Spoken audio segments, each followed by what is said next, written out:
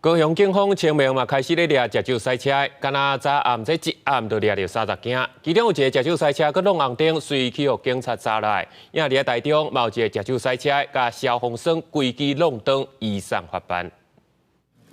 查甫人装过红灯去互警方抓落来，规身躯拢是酒味，警察也随家做酒测。来 ，OK。步路高地酒测达竟然有到1.05毫克，姓王的查甫人当场硬气，警方依照涉嫌违反公共危险罪，甲伊抓起来。今日连假开始，警方抓酒驾无要落软，高雄警方对初二暗到初六执行大执法，动员着管区内面17个分局400外人次警力，分布真侪点，使用基本定点的方式，目的就是要防止酒驾。全力防堵酒后驾车违规行为。统计4月2日，共取缔酒后驾车计30件。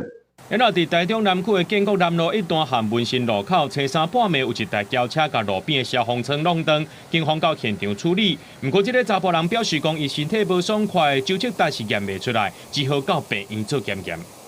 我20点外遐有啉啦，系啊。你先给他检测。秘鲁。发现李姓自小客驾驶，散发浓厚酒味，因男子身体不适，先行送医救治。